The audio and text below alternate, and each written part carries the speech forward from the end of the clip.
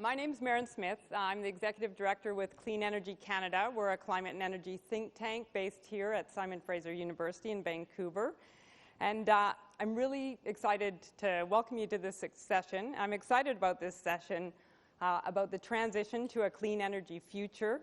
That energy future is happening already, but the question really is, how fast is it going to happen? We're honored to have the Honorable Catherine McKenna here, Amory Lovins, and Leonardo Beltran, who are going to talk to us about the subject. After the speakers, we'll open the floor for questions. In fact, you can actually start sending in those questions right now using the hashtag #SolutionsEconomy. And I'll be getting them up here, I understand. Somebody's going to bring me an iPad, I'm sure. So I'll be getting them, and hopefully we'll be able to get to as many of those as possible. This session's really about you getting what you want out of it. So please feel encouraged to send those questions in. I'd like to start with a show of hands. Has anybody here ever been frustrated by 1 week hearing that, renewables and clean energy, the revolution's upon us, and the next week hearing that fossil fuel consumption's going up and that it will be going up for decades and that renewables will only be a small fraction of the energy mix? Okay, I'm not the only one. I find that for every report that says the renewable age is here, you can find another one that says that we're not going to get to that mostly renewable future till the end of the century. And so there's really something on the menu for everyone, whether you're optimistic or pessimistic. And luckily, when you actually compare the reality of some of those high-profile projections, there's some reason for optimism. I started to dig into this, and maybe you can pull up the slide. For this presentation, what are the projections? So, for example, the International Energy Agency's flagship publication is called the World Energy Outlook. They projected in 2010 that we would see 180 gigawatts of installed solar PV capacity by 2024. That was 14 years later. We met that target in January of 2015, and just 5 years later, that was 5 years later, not 14, and now we've exceeded those projections by 3 times. If we do get the slide, you'll see every single projection that the curve keeps moving and moving. And the same's happened with wind. The prediction that they made in 2002 for how much wind we would have by 2030, it was exceeded in 2010. So with those kind of projections in mind, I just want to seed the conversation with my favorite story from the digital revolution. Al Gore tells this story, and I like to think of it as an analogy for the clean energy transition. In 1989, AT&T commissioned a study and asked, by the year 2000, 11 years from now, how many cell phones will we sell? And they probably paid a lot of money, and somebody came back and said, by the year 2000, you'll sell 100,000 cell phones. And so they hit the year 2000, and they sold 100,000 cell phones in the first 72 hours of the year 2000. And so our ability to forecast how technological change is going to happen, it hasn't always been close or really anywhere close to what actually happens. At the Climate Summit in Paris, one clear message from the business sector was renewables are ready for prime time, and we are ready to use them. And clean energy is not considered alternative anymore. It's not something that you just do because it's morally right. It's considered good business, and it's becoming big business. We just put out this report last year. Over $1/3 trillion was invested in clean energy, so I encourage you to go check that out. Another message that I brought back from Paris was the increasing role of the tech sector in energy. So Apple is building electric vehicles. Google bought Nest, the energy efficiency system. Facebook, Google, Apple, they're all powering themselves by 100% renewables. They are building wind farms. They are putting up solar plants so they can power themselves. They are becoming the next energy sector. And we know when these tech firms got into the digital communications world, they turned it on its head. They accelerated that transition from landlines and desktops to mobile communications in a time frame that few experts predicted. And now they're talking smart homes, smart cars, smart grids. This is a technological revolution. Part of the energy transition will be a technological revolution. So, on the other hand, energy isn't communications. It's got bigger infrastructure, bigger investments have gone into it. So the question really remains, how fast will this clean energy transition be? So we'll start with our excellent speakers here. I'd like to start by inviting someone who I'm very proud to have as Canada's Minister of Environment and Climate Change, someone who was masterful in Paris at the Global Climate Summit.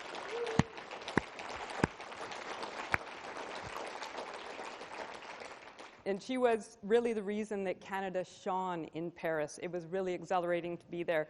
She's someone who's taking on the enormous challenge of working with all of the provinces to develop, for the first time ever, a comprehensive climate plan for Canada. The Honourable Catherine McKenna.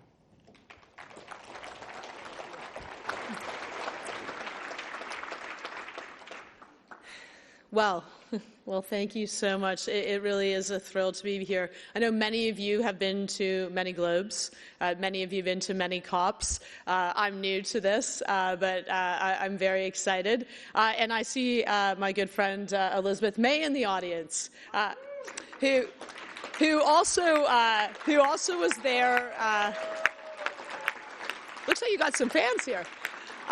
So who was also with the Canadian delegation in Paris. And I certainly can't take all of the credit or much of the credit. What was really amazing, we had the leadership of the Prime Minister, but we were there with Team Canada, and Team Canada included premiers, it included mayors, it included members of the opposition, it included Indigenous leaders, it included business, it included environmental NGOs. And this is how I really approach this file. This is not a partisan file. Taking action on climate change, moving to a low-carbon economy, that is not a partisan file. Canadians don't want it to be partisan, and what I love about Globe are the meetings and the conversations I have with everyone from every background, every sector, every age, because that is how we are going to find the solutions that we need. So, I should also say Elizabeth May and are also in the swim team together. The parliamentary swim team. So what's great is I also often get good ideas. She'll say, Catherine, just one thing I got to tell you. We're in our bathing suits, soaking wet. And she passes on some good information. So thank you, Elizabeth. Alors, je suis vraiment ravie d'être ici avec vous aujourd'hui pour discuter d'un sujet qui est très important. La transition du Canada vers une économie à faible émission de carbone. Right now, the energy sector is evolving rapidly. There is no doubt in my mind that we are on the cusp of a shift and that the transition to a clean energy economy is gaining significant momentum. And this is encouraging because we need to act and we need solutions and we need them now. Solutions are out there. Very talented and entrepreneurial Canadians, including many of you in the audience here, are pushing the boundaries of science to try and find solutions. Just yesterday, I toured General Fusion, a company that many of you know well here in Burnaby, that is trying to be the first commercial enterprise in history to generate usable energy from fusion. That's hard. That's really, really hard, but that would be a game changer. And we need the entrepreneurial spirit of those of you in the room, but across Canada, to find these groundbreaking solutions, which Maren talked about. This is where it's hard for us to even imagine what the solutions of tomorrow are going to be, but we need to take risks. We need to take big risks because the rewards are going to be great, and this is where we need to be going. So certainly General Fusion's success would result in profound changes in the energy sector, but there are many other new solutions that are out there. These type of innovations are happening today. Imagine what is possible over the next 15 years. As you can imagine, I spend a lot of time thinking about the next 15 years, 2030. Since my appointment as Minister of the Environment and Climate Change, I've met with a wide variety of people, businesses, NGOs, civil society, youth, Aboriginal peoples, and citizens.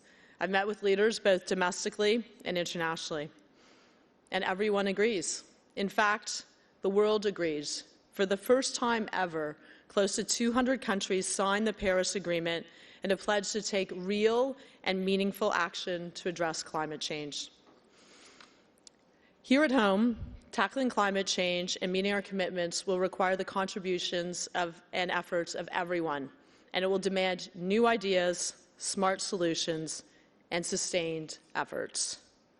The good news is we now have a Prime Minister that is active, engaged, and absolutely committed to climate action. His presence this week to attend Globe and hold a First Minister's meeting on climate change to establish a new pan-Canadian plan to tackle climate change speaks volumes. But we, the federal government, also understand the value of partnerships and cooperation. Yesterday, Prime Minister Trudeau helped launch Spark Prosperity, which I know many of you are probably part of. A great cross-section of business leaders, labour, NGOs, academics, all who are committed to accelerating Canada's transition to a high-efficiency, low-carbon economy. This type of initiative exemplifies the type of cooperation and collaboration that we absolutely need, not only to address climate change, but also to reap the tremendous opportunities that are there for us. By partnering with the private sector to foster growth in green technology and sustainable development, Canada will not only reduce greenhouse gas emissions, we will also build a greener and more sustainable economy. This is why Canada joined Mission Innovation, an ambitious initiative spearheaded by Bill Gates that brings together governments and the private sector to accelerate clean energy innovation. To that end, we are going to be doubling our investments over the next 5 years in clean tech, and we will also be investing $300 million a year in clean technology in the natural resource sector. We have pledged to work with provinces and territories to create a low-carbon economy trust, which will be endowed with $2 billion over the course of its mandate. This trust will support projects that reduce carbon emissions and support progress in clean energy. Our government believes that by putting in place the right public and private sector investments in clean energy, and by creating the right regulatory frameworks, we can and we will create transformative energy solutions for the future. And we want to stimulate a new national focus on climate change that embraces innovation, green growth, and resource efficiency. And that's why our government is so proud to be involved at Globe 2016. The Globe Conference is an essential gathering of leaders, thinkers, and doers who are really pushing the envelope when it comes to sustainability. All of you are engaged, innovative, and passionate experts who really believe the opportunities that come with tackling climate change. And I'm thrilled to be here today with such an amazing group of individuals. Thank you.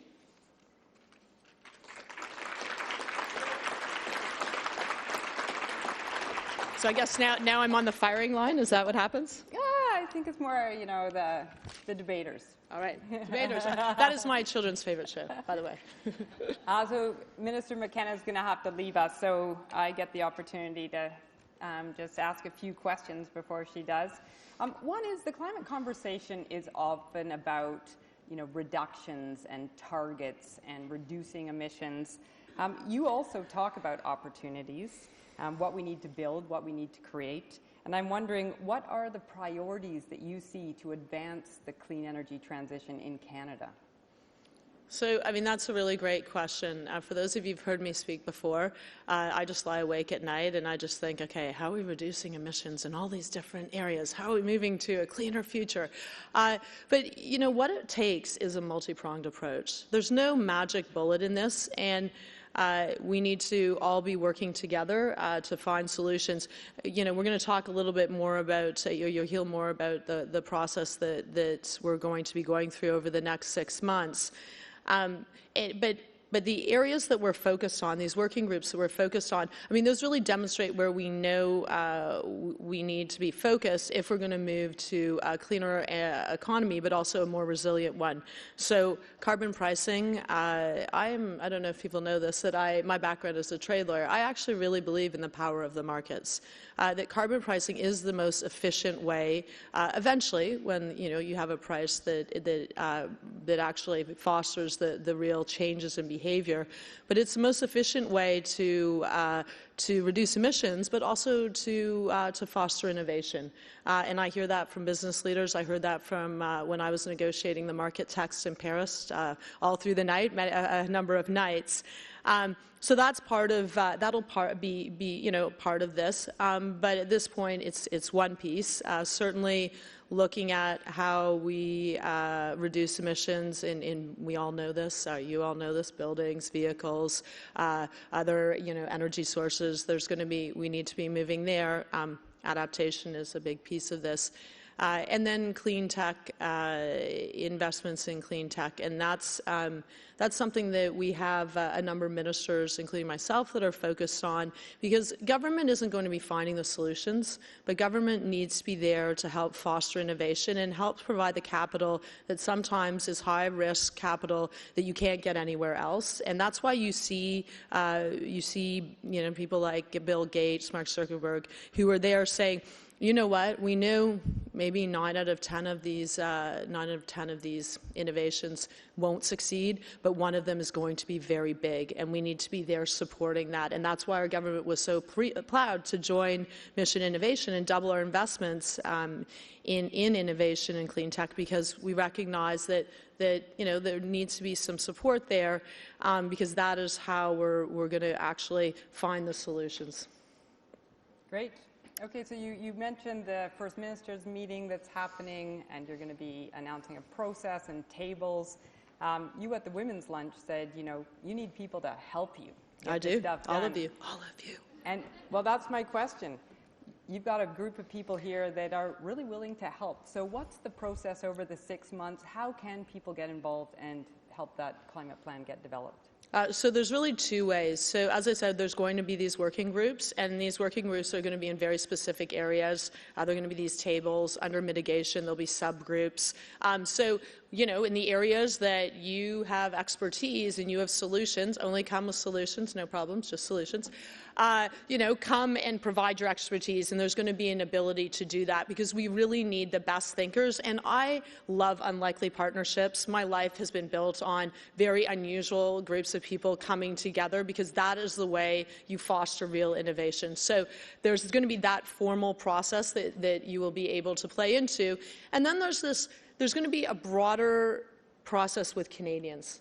Because I get so many letters. I mean, we're overwhelmed with letters from faith groups, from children, from, Indigenous leaders, NGOs. Of course, the NGOs have always been there. You guys have been there on the forefront for a long time. Clean tech entrepreneurs, but people who want to play into the conversation, but may not, want to be involved at the micro level. And so we are going to be launching a campaign where we don't even want ownership on this. It shouldn't be government telling everyone, like the nanny state, what you should be doing. What we want to do is foster people showing what their solutions are. So we are going to, be hoping, largely through social media, that we will have, schools tweeting videos. We will have, someone with shareables of a business leader talking about what they are doing to find solutions. Because the problem with climate change, sometimes it can just seem too big. And that it can seem overwhelming. Either, there's just no way we can do things, and that's just not true. We are doing things. We have solutions, but we all need to be in this together. And I can't repeat this often enough. This is not a partisan issue. I don't want it to be a partisan issue. I don't hear that from Canadians. Canadians of all backgrounds are talking about how we can move forward together. And so that's also going to be a broader way, and all of you, I do hope you'll play into it, whether it's, with your, unlikely people, your faith group, or with your kids, or with a team of employees who've decided, they're all going to commute. Whatever it is, putting solutions out there and people seeing that actually there's real ways we can change our behavior that will reduce emissions. I think that's creating the positive frame for all of us to do, the hard work that we need to do to transition, and also recognize the huge opportunity. Okay, so last question before you have to run off. This is a big global crisis, some people call it. It's an overwhelming problem, as you just said. There's some exciting solutions. I'm wondering what gets you excited about this file? A technology or a process or a jurisdiction, a project that you've seen. What gets you excited about it? God, I mean, there's actually a lot of things that get me excited about it. I mean, look, I get out of bed every morning because I have 3 kids, and I'm excited about a great future for them. But beyond that, I just get excited about the ability for Canada to show leadership. When we went to Paris, there was just a lot of excitement. I won't say that my husband's like, do not say Canada's back, but this idea that, we were there trying to play a constructive role, being engaged, really, showing that Canadians understand that there are big global problems, and we're not the biggest country in the world, but we have real solutions. We're committed with working with different people. I think that is the really exciting thing. When you see some of the conversations where it's polarized, just look a little bit south. It's not a polarized. You know what? There are obviously differences of opinion in terms of what action we can take. But I am so heartened about the idea that we can bring all sorts of Canadians together from all backgrounds, whether it's Inuit leaders, whether it's young people, whether it's the smartest scientists. I just think we have this huge opportunity to show the world how it can be done and actually take a real leadership role in areas like carbon pricing, in areas like clean tech. But I just am very hopeful. I'm a realistic optimist and just someone who works really hard, and I know Canadians are hard workers, and we can do this. Great. Well, thanks a lot. Thank you. Great job. I wish I could say, I'm sorry.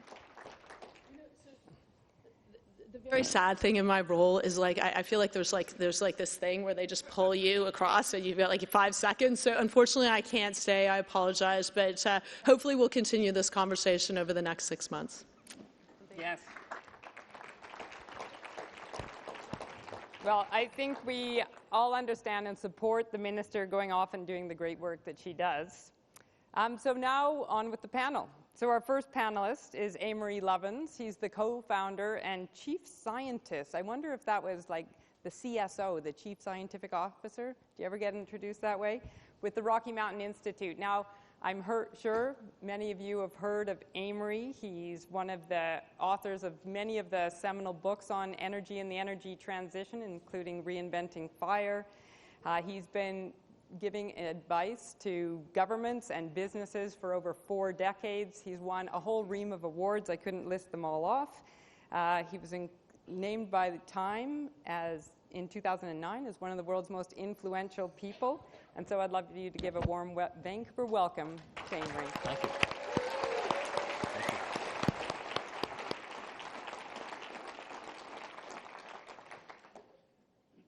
Thank you. It's good to be back at Globe and a very exciting time to be back in Canada. 4/5 of the world's energy comes from digging up and burning each year about 20 cubic kilometers of the rotted remains of primeval swamp goo.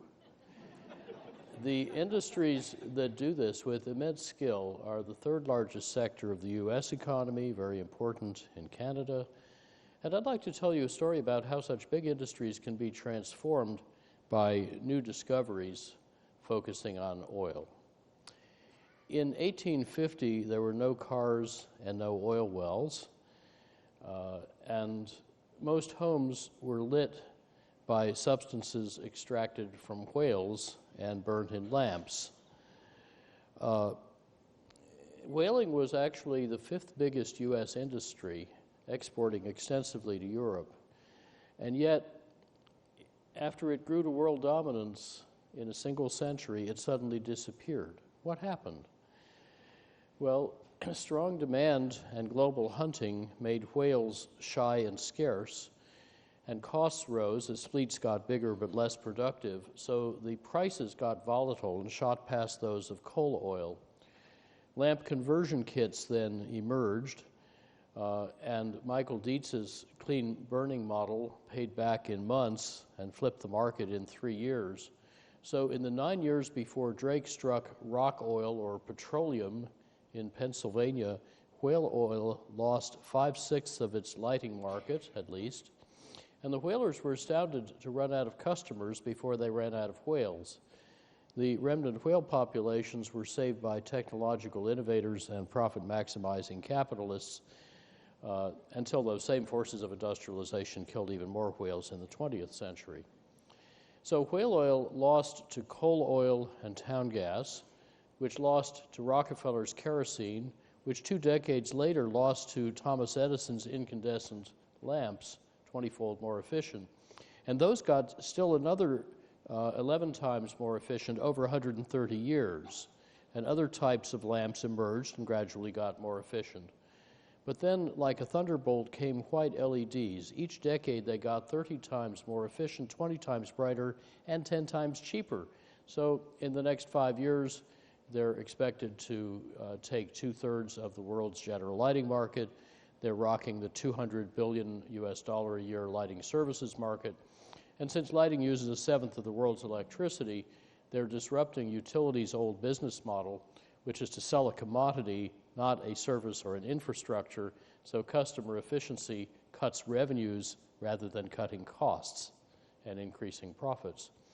And the oil and gas industries as well grew up selling molecules, same mistake, not the energy services customers really wanted, like mobility and hot showers and cold beer.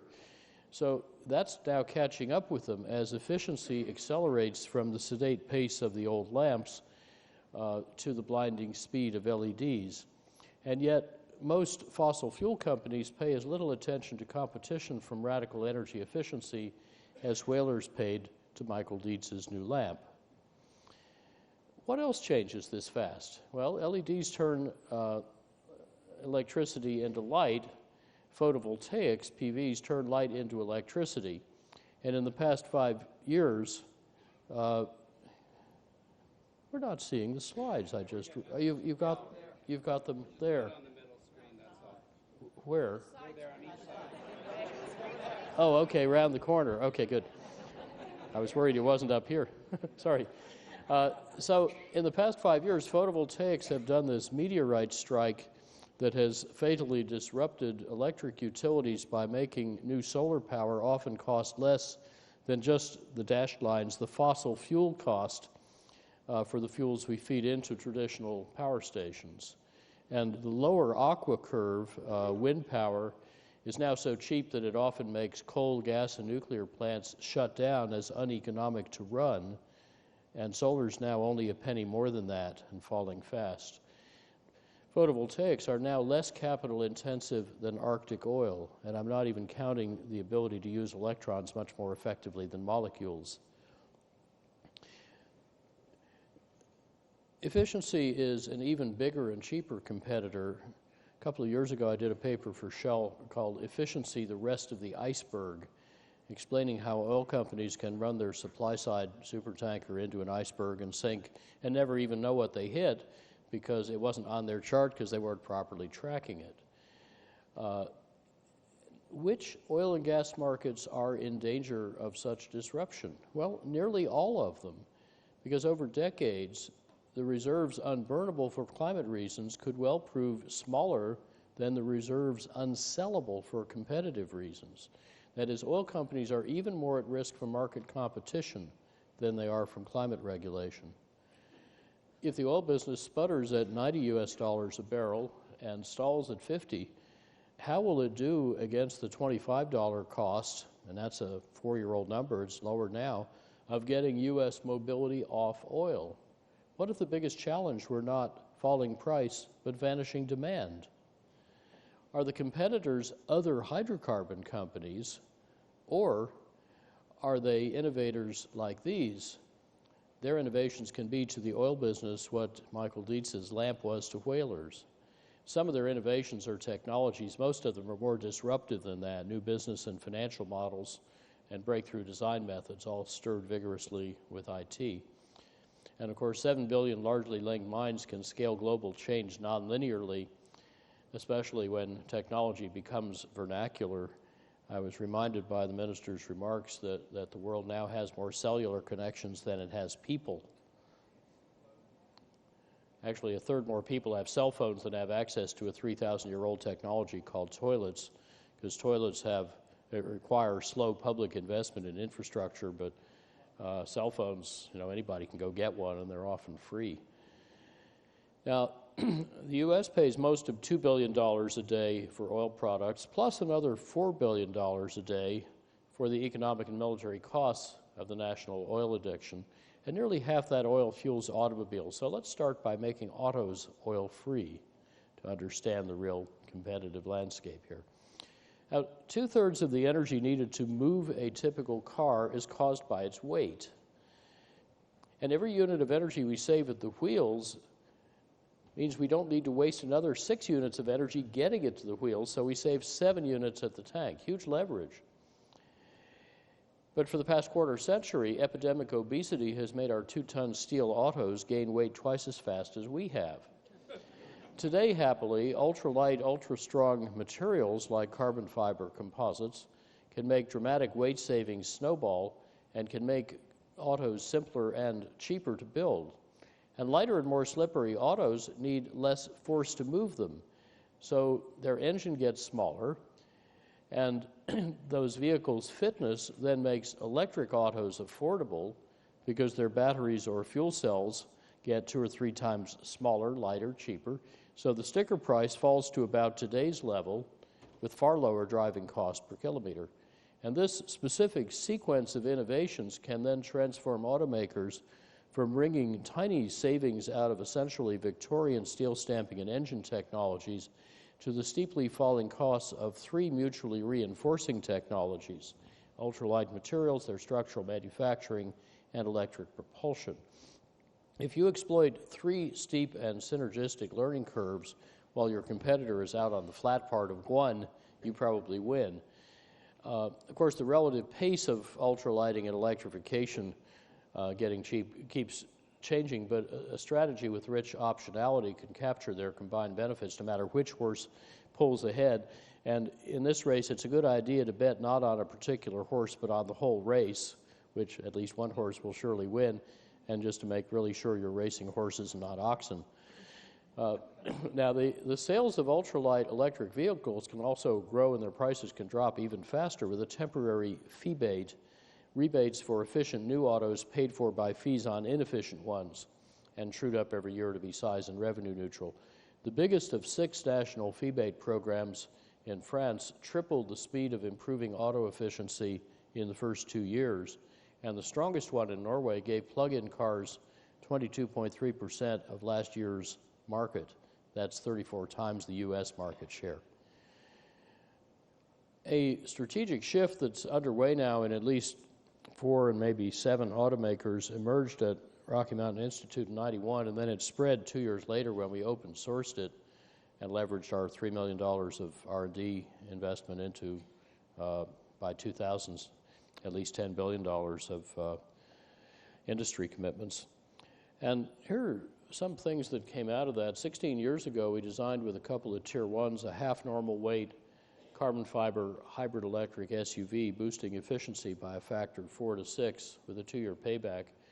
9 years ago, Toyota showed such a concept car with the interior volume of a Prius, half the fuel use, and 1/3 the weight. 420 kilos. And now 1 and 2 liter equivalent per 100 kilometer carbon fiber electric cars are on the market, both from Volkswagen and from BMW. You can see a number of them around here. And BMW confirmed that the carbon fiber is paid for by needing fewer batteries. There's an even cheaper and faster manufacturing technology that made this carbon fiber carbon cap sort of 1912 Italian style. A decade ago in 1 minute, and it can now make complex 2x2 meter parts in 1 minute and is in the global supply chain. I'll just give you an impression what this is like. Yeah, it's actually stiffer and stronger than titanium. If we made all U.S. autos this way, we'd save about 1.5 Saudis or half an OPEC by drilling in a very prospective play called the Detroit Formation. And the cost of those 15 million barrels a day saved, we call them nega barrels, is about well, 4 years ago it was $18 per saved barrel. Now it's less. And that buys the electrification. But the ultralighting is approximately free because it's paid for by a 2/3 smaller powertrain and by the radically simplified automaking with 80% less capex. Now, auto's context, of course, goes way beyond oil. Thomas Edison on the right invented the electricity industry. A few decades later, Henry Ford, who used to work at Detroit Edison Company, invented the automobile, or industrialized the automobile, I should say, and fueled by John D. Rockefeller's oil. And those three energy sectors have transformed humanity, and yet at their core, they've changed remarkably little. If these two guys on one of their car camping holidays together had taken a really long nap and just woken up and looked around, they would recognize everything in their industry today except the electronics. And yet, today, their industries faced vast disruption because we've got 21st century technology and speed colliding head-on with 20th and even 19th century institutions, rules, and cultures. So there are two big stories here, oil and electricity. Each emits 2/5 of fossil carbon, but they're only 4% connected to each other globally, less than 1% in the US. And yet, as we might imagine Ford mischievously muttering to Edison, let's see what happens when electricity displaces automotive oil, and then those electric vehicles add flexibility and distributed storage to the electric grid, helping efficiency and renewables to replace giant power plants and the fossil fuels that they burn. By the way, the same automotive physics and business logic also apply to big vehicles. Walmart's heavy truck fleet is now using half the fuel it used a decade ago to deliver a case of merchandise.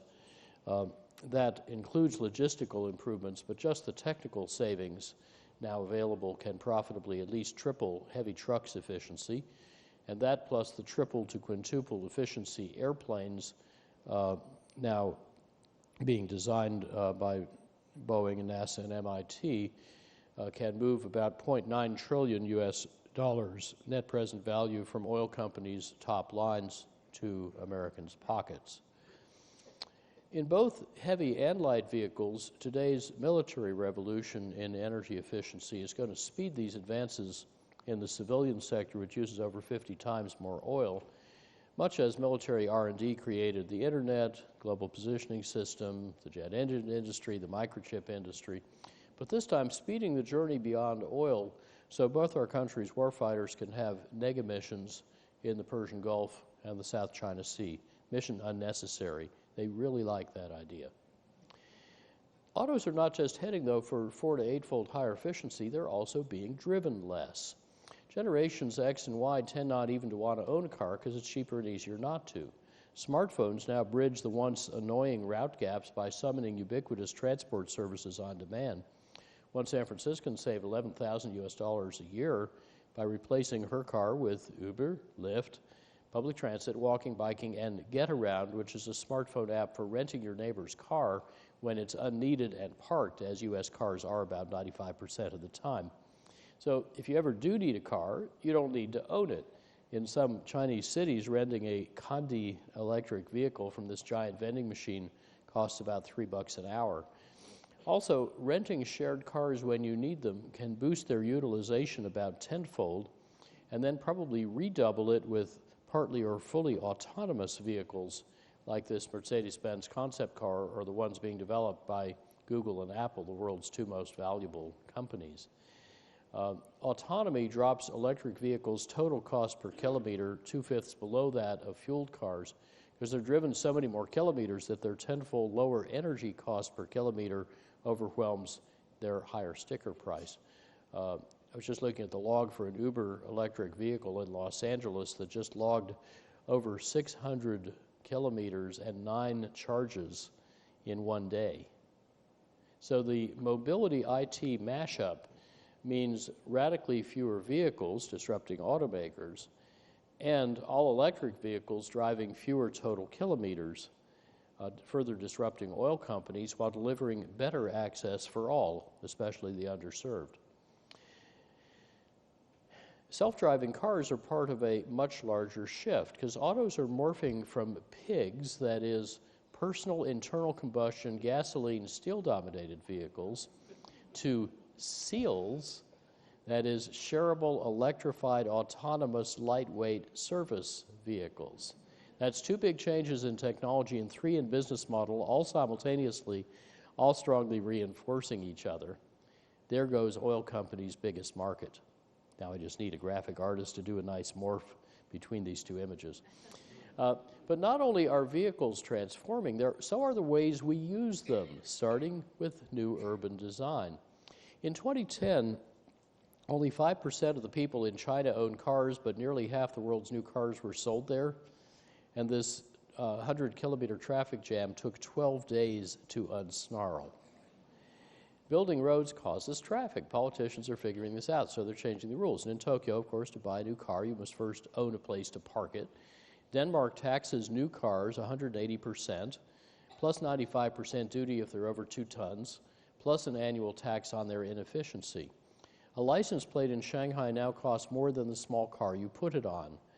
In Beijing, you can register your electric car instantly for free, but if you want a new fueled car, you have a 1% chance in the lottery to be allowed to buy a registration. Cars are being phased out in central Copenhagen and Helsinki. Singapore and Oslo inspire London's nearly $40 a day fee to drive your car downtown, shifting peak period commuting to 85% public transit and cutting congestion 30%. China now has over 200 million electric vehicles with 2 wheels, many replacing motorcycles, maybe a fifth replacing cars. China also has 3,000 kilometers of bus rapid transit, which may quintuple in the next 5 years, transforming the Hangzhou Street on the left into the street on the right, carrying 800,000 riders a day. Over 30 million commuters now use bus rapid transit in almost 200 cities worldwide, and it can give you subway route density at about 5% the cost.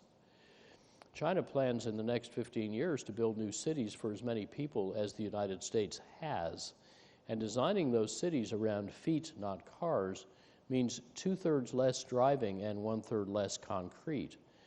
So integrating and then distributing where people live, work, shop, and play means people needn't travel far, nor by car. So shifting from this arterial vehicle network to this capillary web builds a human ecology with vibrant commerce, rich social life, equal or better throughput, cleaner air, happier citizens. And the 53 cities already doing this, and more to come, will use little oil.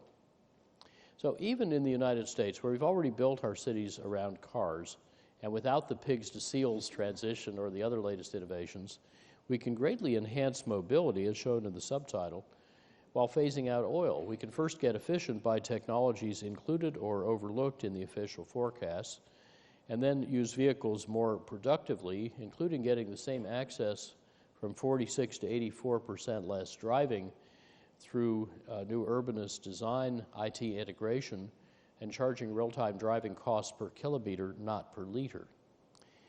See that little gap at the bottom? That's the amount of fuel we now need. And now we can switch fuels. Super efficient autos can use any mixture of hydrogen fuel cells, electricity, and advanced biofuels. Heavy trucks and airplanes can realistically use advanced biofuels or liquid hydrogen, or trucks could even burn natural gas, but no vehicles will need oil. Any biofuels needed could be made 2/3 from waste without displacing cropland and without harming climate or soil. In fact, we'd probably pay farmers and ranchers to take carbon out of the air and stick it back in tilth where it belongs. Even 6 years ago, some mainstream analysts were therefore beginning to see peak oil not in supply, but in demand. And sure enough, U.S. gasoline use has been falling for 9 years, European for 11. It's like whale oil in the 1850s. Oil is becoming uncompetitive, even at low prices, before it becomes unavailable, even at high prices. Here's the bigger picture of energy efficiency. In 1975, U.S. government and industry all insisted that the energy needed to make $1 of real GDP couldn't go down. A year later, I heretically suggested it could drop 67% in 50 years. So far, in 39 years, it's dropped 54%. Yet just the innovations so far in more powerful technologies and design methods, enlightened regulation, maturing with financing and marketing and delivery channels, can save another threefold, twice what I originally thought, at a third the real cost. And 5 years later, even that looks conservative now.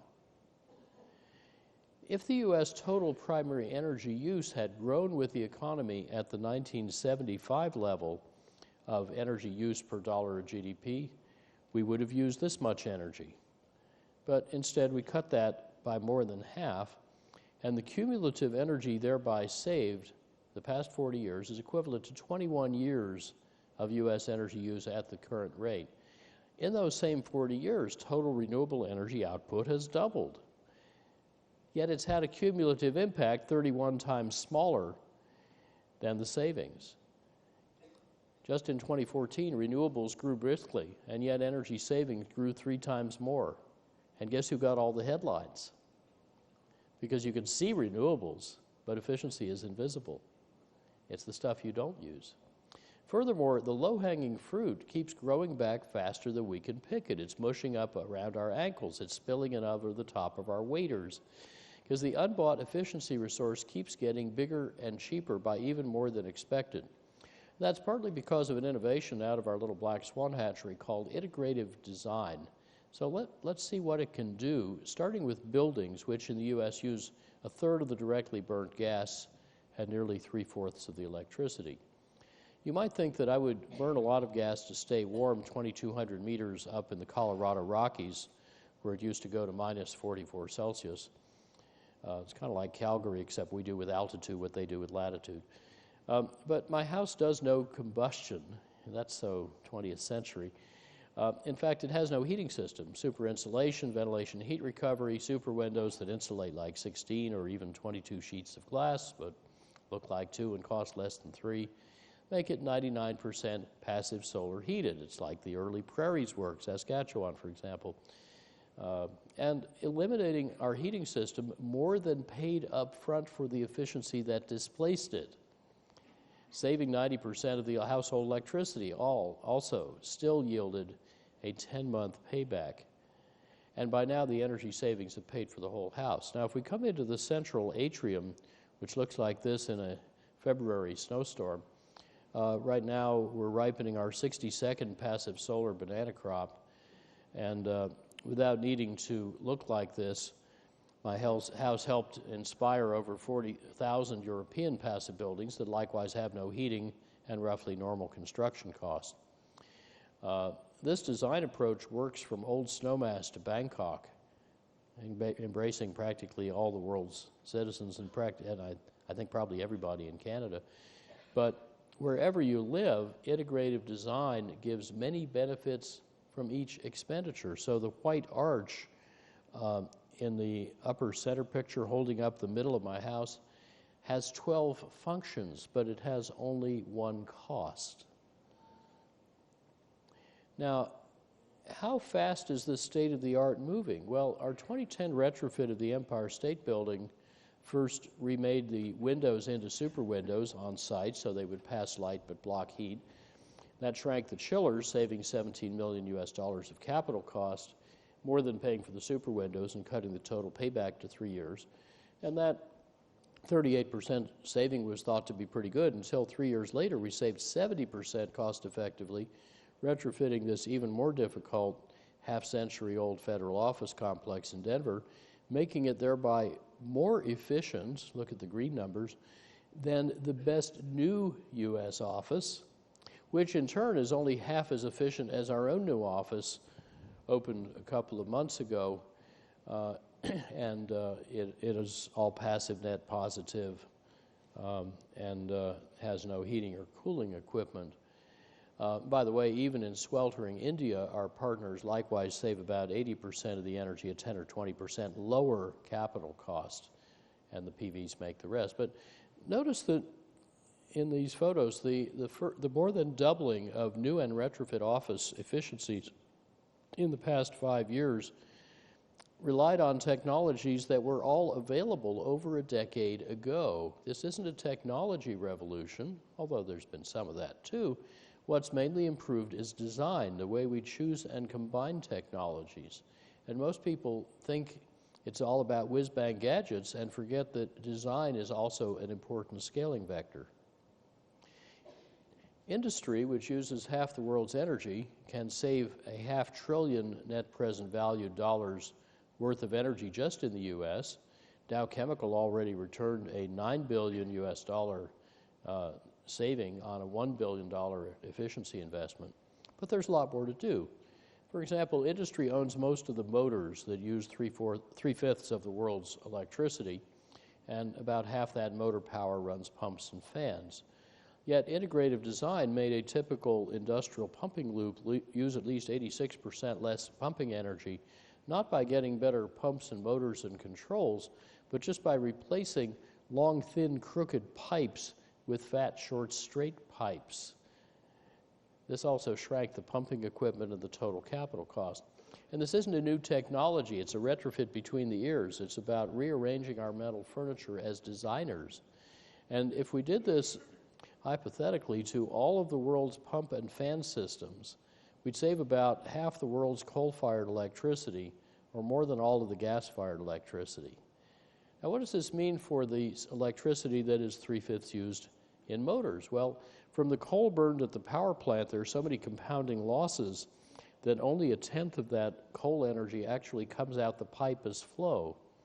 But now turn those compounding losses left to right around backwards from right to left, and every unit of flow or friction we save in the pipe compounds back again to save 10 units of coal cost emissions, global weirding back at the power plant. And of course, as you go back upstream, the components get smaller and cheaper.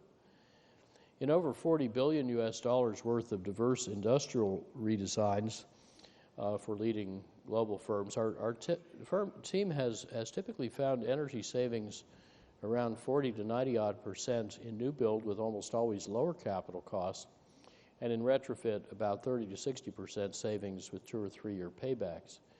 That will displace a lot of natural gas directly and in power stations, and the big savings and expanding returns from all this integrative design I'm describing are not yet in any official study or any industry forecast or any IPCC strategy. It's too simple, and it's not a new technology.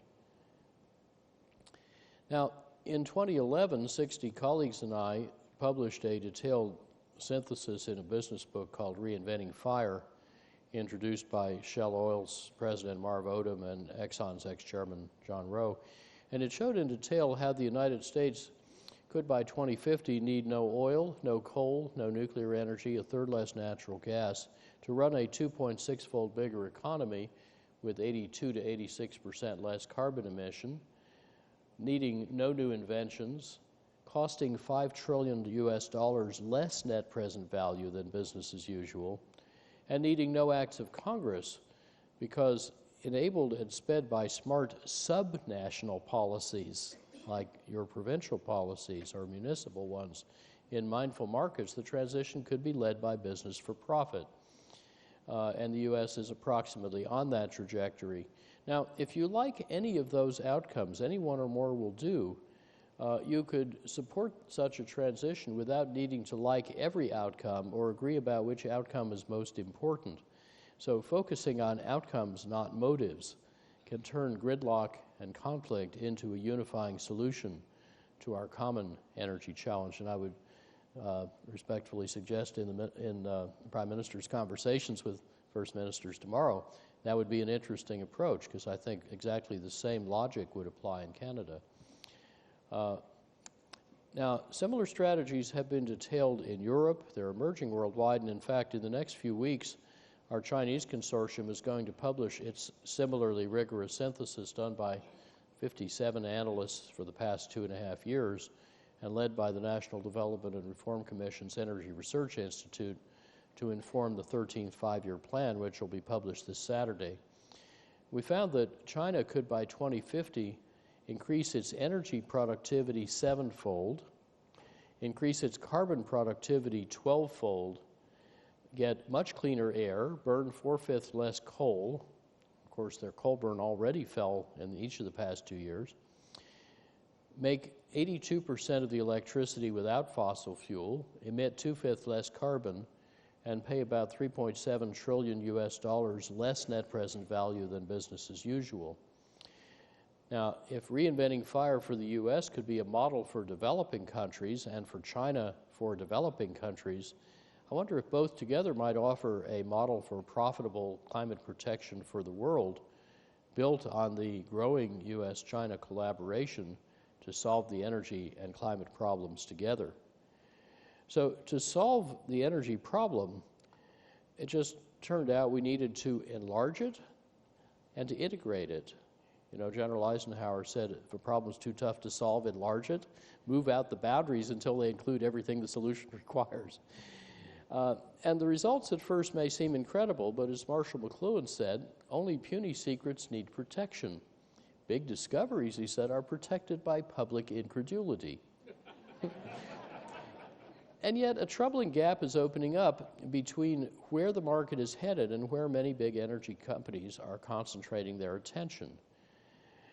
Most of them overlook what I've just told you because in the past year, they've been busy cutting costs. The oil price crash has focused executives on frenetic cost cutting because cost must be less than price.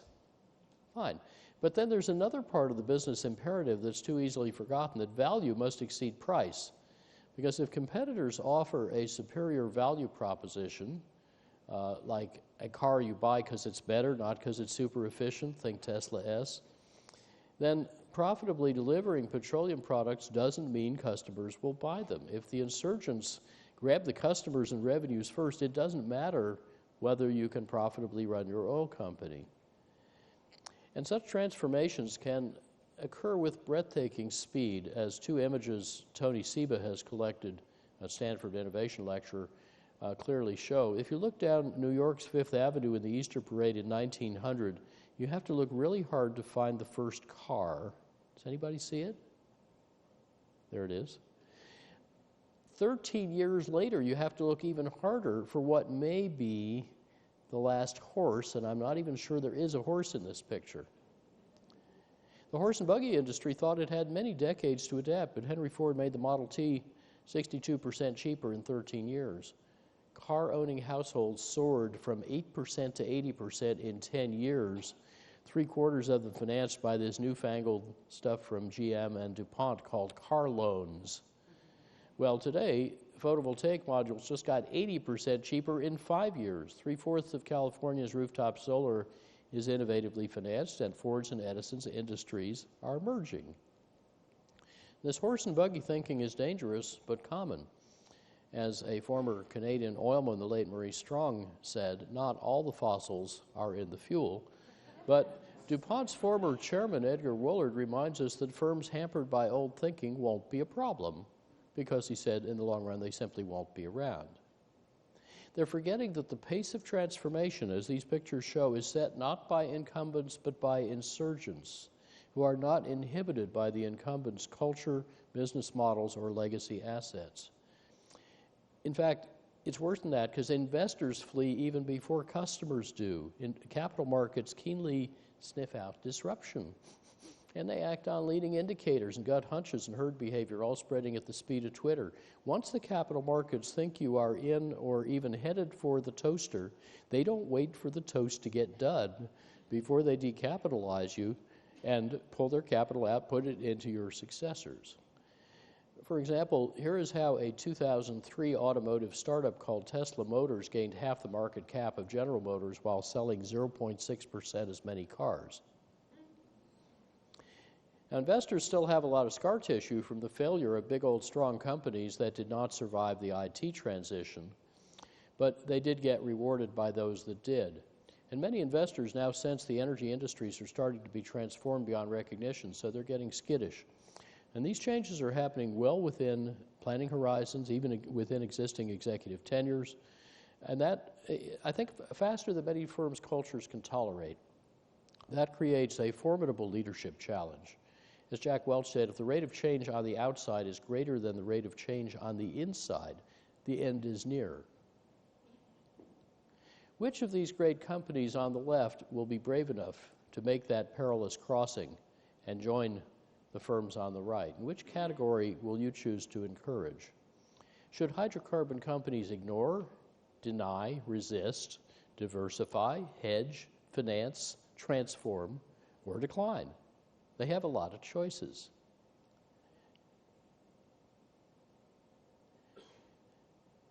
The energy transformation, to conclude, is not just fundamental, it's elemental.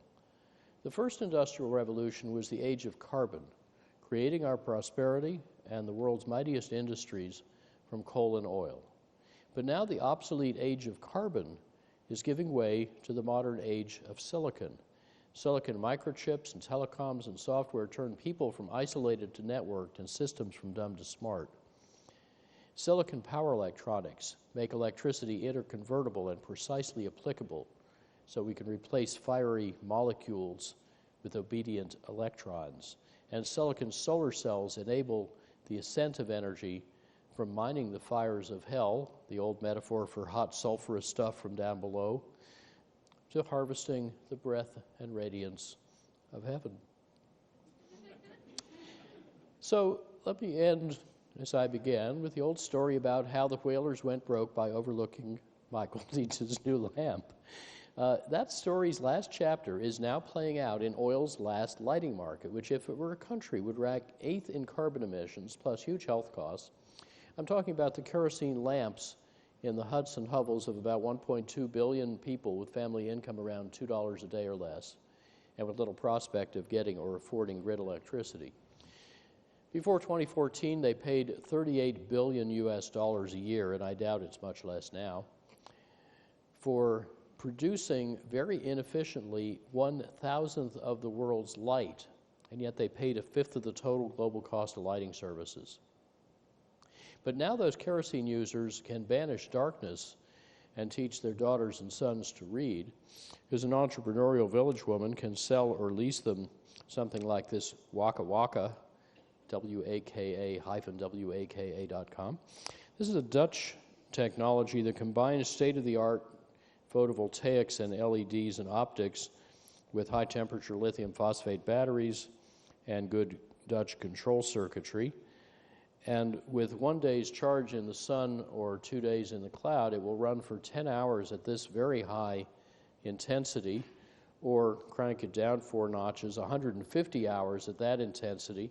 This part fits on a Coke bottle, so it shines down on the table. And you can finance it with scratch cards or actually through the smartphone that its USB port recharges. The payback against the kerosene lighting is weeks to months. So this is equivalent to buying a perpetual annuity that increases your annual income by 1 month's worth forever after.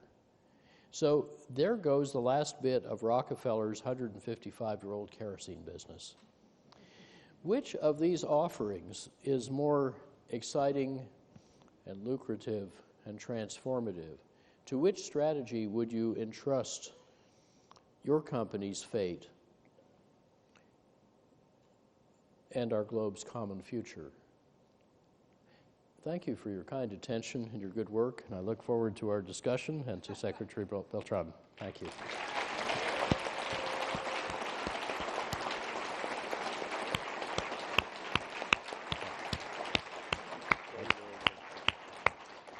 Wow, I think that's the only eloquent thing I have to say after that. I feel like I just got reinventing fire.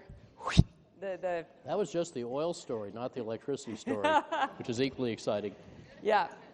So there's lots of questions for you. I'm sure I have lots. But first, I'd like to invite up Leonardo Beltran. He's the Deputy Secretary for Planning and Energy Transition for Mexico. And I asked him, I said, Deputy Secretary, that's not a title we have here in our government, or not one that I'm familiar with.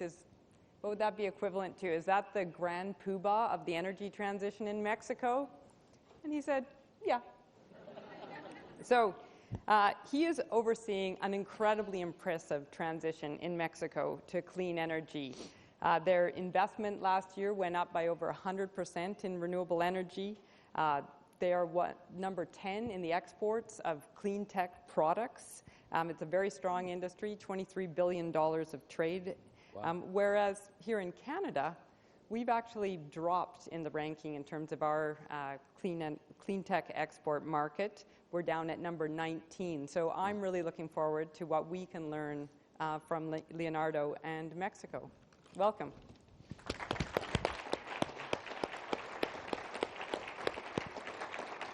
Well, thanks very much. That's my controller, and I don't think it'll work with your sorry. machine. I thought. Try Thank that. you. As you can tell, we have developed a great relationship with with those generous comments of our host. I would like to thank the organizers, Glove, and the panel here for being able to share the panel with you. I mean, after hearing the minister and then Dr. Lovins, again, I'm speechless as well. It's really amazing. And perhaps let me start by sharing a small story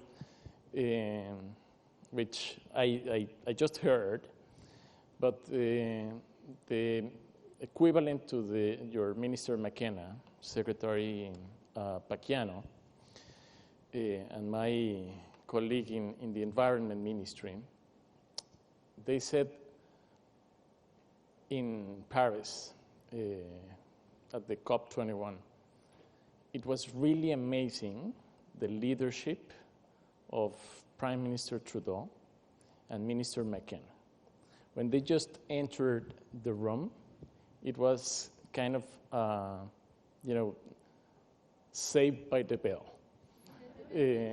So it was really amazing, and that, I was just asking Rodolfo and the Secretary of Environment, so what was it like?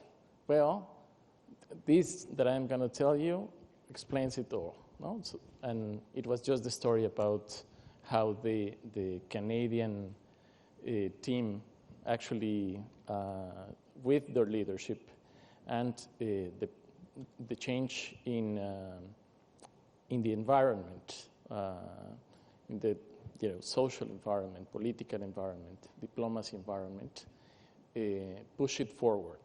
So first, leadership. Now, I would like to focus your attention to Mexico. Mexico, as many other places, and as Dr. Lovins was saying, there are some challenges, and what I would like to convey is a possible scenario of the future of Mexico. So there you have, in 2014, we were around 120 million people in Mexico, living in grossly 400 cities. Approximately 7 out of every 10 Mexicans lived in cities. And we were driving somewhat close to 1 car per family. So by 2029, if we just replicate the last 10, 15 years, in 2029, 2030, what we will see is 1.5 million Mexicans per year up to 2029. And with those 1.5 million Mexicans every year up to that year, it will be required 1/4 of new cities. And it's not only the addition of population, but also the migration from rural to urban. We are expecting to have 9 out of every 10 Mexicans living in cities. And that, of course, creates a challenge, a threat, in which we will add, if we just replicate history, 1/3 of the existing stock by 2029. So that's one of the scenarios that we could be facing in the next 15 years. No? But it's not only about that. It's about, in terms of climate change, what will it happen if we just continue with the same trend? In terms of, and there you have, 2 panels, the conservative and the extreme scenarios regarding rain and high and low temperatures.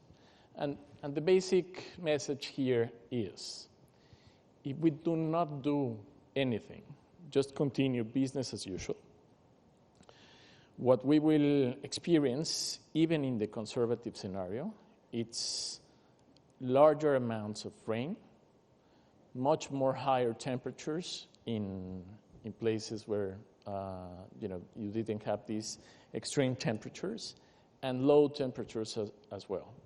So that means, in terms of the toll for living conditions in rural, but in urban areas, would be increasing. The requirements of mobility, transport, the requirements of air conditioning or heating, or urban residues to be managed. It would be amazing. So that's sorry about that. So that's part of the challenge. It's not only the scenario, the domestic or the economic scenario that we would be facing, but also what happens in terms of the temperature. So how will it be the life in Mexico? And let me just, next slide, it's something really striking. These scenarios are built on what has happened in history. So that shows you the history of major hurricanes, Category 3 and higher, the light line, and the red line, it's tropical storms. And this is just the dynamics in that part of the world. So Mexico is like the bottleneck. So everything goes through Mexico and spans through Mexico. So that's history. That's the statistics. And if we continue with this scenario, then we would not be able to have conditions for livability in cities, in rural areas, and the like. So it's kind of striking to see this particular slide. Now, if we are to change the way, if we are to reinvent fire, as Dr. Lovins was saying, well, first we need to know what happens with our energy sector in particular. So prior to the energy reform, Mexico experienced, that's basically the depiction of the primary energy supply in Mexico and energy consumption. So if we were not able to do anything, or if we just sat there and continue with business as usual, Mexico would have become a net energy importer.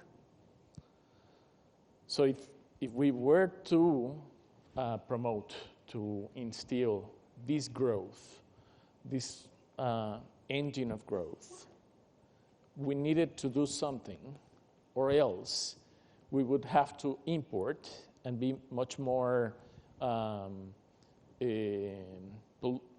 pollutant in our energy sector. So we decided to change our legal framework.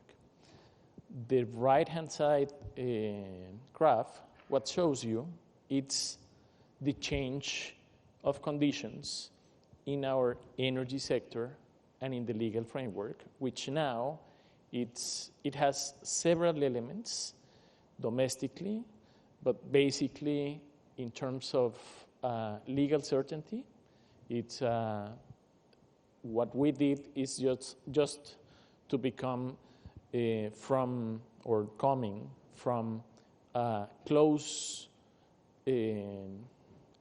model to an open model with private sector participation, with just mainstream development of business conditions for the energy sector. And what happens now if we are to continue this trend in which we are net energy exporters, but net energy exporters reinventing the fire? Well, the third national communication of Mexico before the UNFCCC showed this left-hand side picture in which the energy sector contributed the most, the power sector contributed the most to greenhouse gas emissions. In the fifth communication, with the policy instruments that we have set up and with the energy reform, we have moderated the contribution of the energy sector, the electricity sector, towards greenhouse gas emissions, which is the right-hand side picture in this graph. So the message there is it's feasible to be much more effective, to reinvent fire if we do some tweaking. So what have we done? Well, first, we changed the legal framework. And the legal framework was, again, very closed, very compact, very inward-looking. And now we are very open to private sector participation. But not only, just for the sake of attracting investments, but what we would like to attract is smart investments, sustainable investments, technology development, the partners that coincide and that would like to reinvent fire in Mexico. So we decided to promote a strategy to focus on technology development and the promotion of the sustainable use of energy. And that's basically reflected into the new legal framework. And let me just say a couple of comments, and with this I'm over with the presentation. But first, I do not have here the quantification of the opportunity of energy efficiency for Mexico. But let me give you just one statistic. In Mexico, if everybody puts these bars in which you just switch off the bar when you leave the room or when you leave the house, and switching on when you just arrive to your place, the sole action to change to that particular technology would represent the equivalent of our nuclear power supply of Mexico. Just that change. So, the importance of energy efficiency, it's really amazing.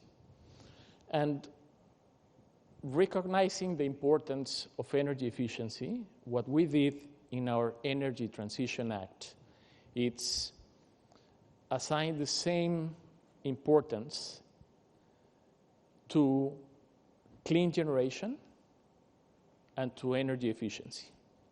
And for that particular purpose, for clean generation, we have developed these clean energy certificates, in which, the clean energies receive these bonuses to participate into the market.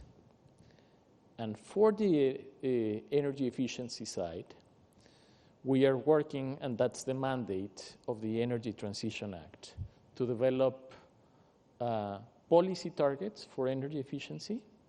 And we are studying and designing the mirror of the clean energy certificates with something called white certificates. So we are assigning the same importance to the megawatts, to the clean megawatts, to the negawatts. And that's part of what we are undertaking as part of the energy reform in order to take advantage of the hidden fuel, energy efficiency, and to promote a sustainable use of energy in Mexico. And with that, I just closed the domestic part, but I do want to highlight that international cooperation, it's really great. And it's actually a strong lever to promote the sustainable use of energy. Earlier today, Prime Minister Trudeau was mentioning, and Minister McKenna here was mentioning about mission innovation. Well, Mexico, in the same occasion, President Peña Nieto signed up Mexico into doubling public research in clean energies in his administration, which ends 2018. So we are pledging to double that. It's not only a pledge, but it's already approved. We already have the funding to promote this doubling of the public investment in clean energy research and development. And part of the viability of this new future, it's to make sure that it's not only about the public sector, but it's how to work and instill and expand the participation of the private sector, which it actually will make it massive in the world. So with that, the Breakthrough Energy Coalition, we think it's something that it's worthwhile to take a look at, and it's really worthwhile to try to work together in order to expand the uptake of clean energy technologies in the world. And just a final note, not only in the environmental side, it's really amazing the leadership of Prime Minister Trudeau and the Minister of Environment. But on the energy sector, the first meeting Minister Carr, the Minister of Natural Resources of Canada, had in an international setting was at the ministerial meeting of the International Energy Agency. And there, they decided, the Secretary of Energy in the U.S., Ernest Moniz, Minister Carr, and Secretary of Energy from Mexico, Pedro Joaquin, they decided to relaunch the interaction and to promote an integrated North America in the energy sector. So that leadership on the environmental part, now it's also reflected into the energy side.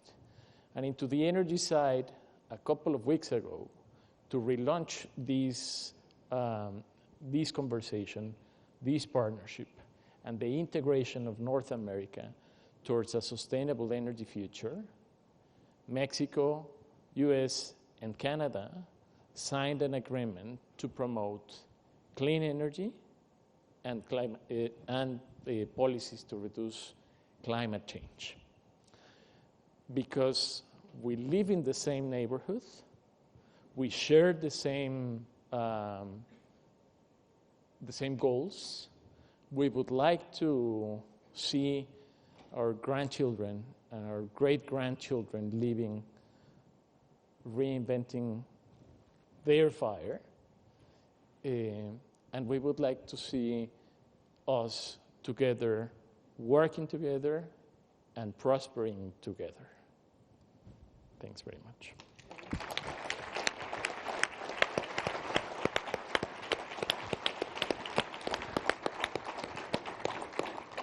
Thank you very much, Leonardo. So we are at time.